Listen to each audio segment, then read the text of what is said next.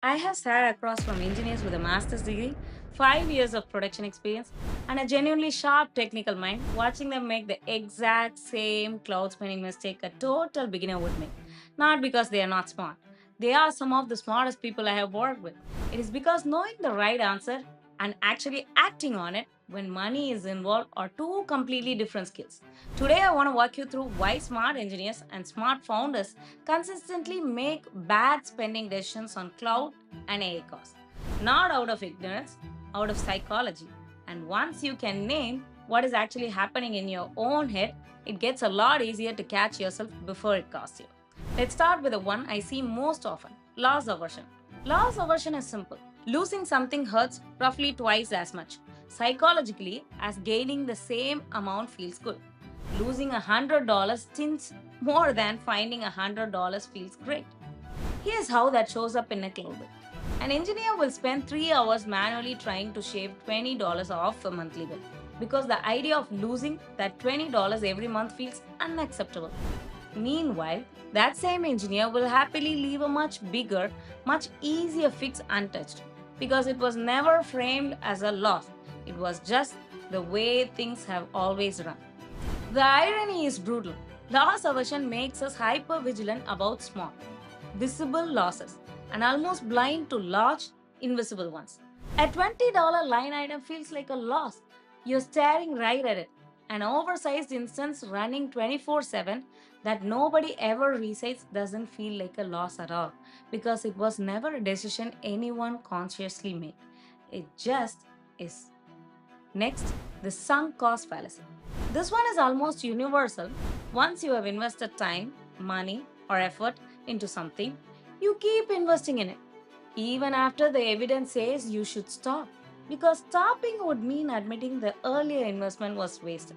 I watched teams keep an expensive, overbuilt AI pipeline running for months after months. Everyone quietly agreed it wasn't worth the cost because the person who built it spent 6 weeks on it, and killing it felt like killing 6 weeks of someone's work, not just cutting a line item.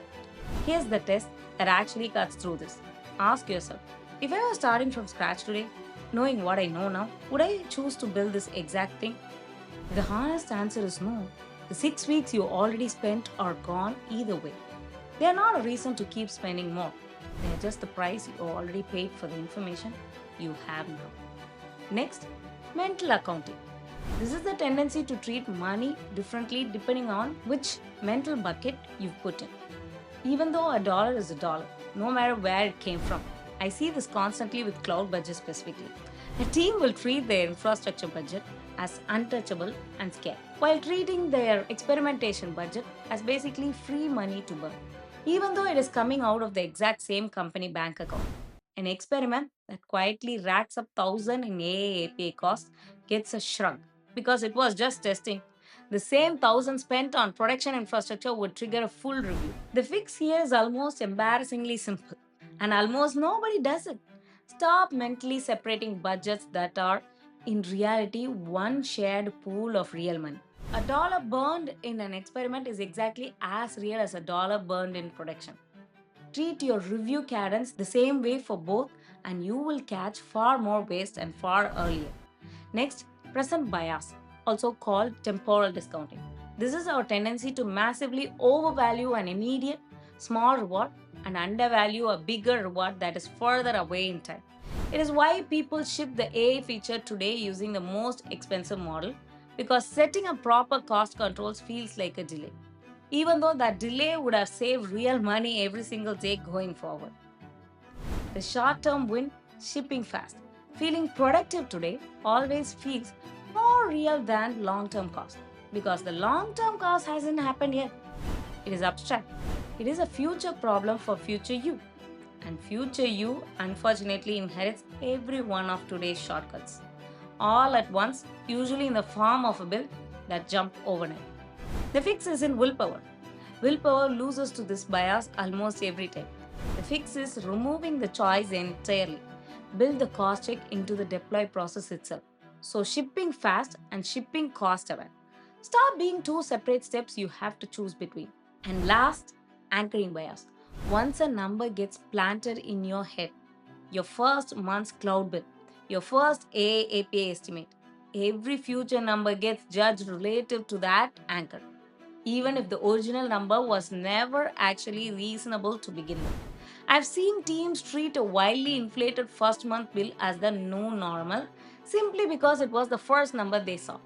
Every bill afterward gets compared to that anchor instead of what the workload should actually cost. The fix is to periodically throw out your anchor entirely. Don't ask, is this bill higher or lower than the last month? Ask, if I were pricing this workload today from zero with no prior number in my head, what would I expect to pay? That question breaks the anchor and gets you back to reality. 5 biases: loss aversion, sunk cost, mental accounting, present bias, and equity. None of these are about intelligence. Some of the sharpest engineers I know fall into every single one of these because these patterns are not a knowledge gap. They are just how human brain is wired to handle money and risk. Knowing the name of the trap you're standing in is the most of the way to step out of it. If you have caught yourself doing one of these 5 on your own team, tell me which one in the comments below. I would genuinely like to know which is the most common one people recognize in themselves. And if this helped, subscribe and watch this video next.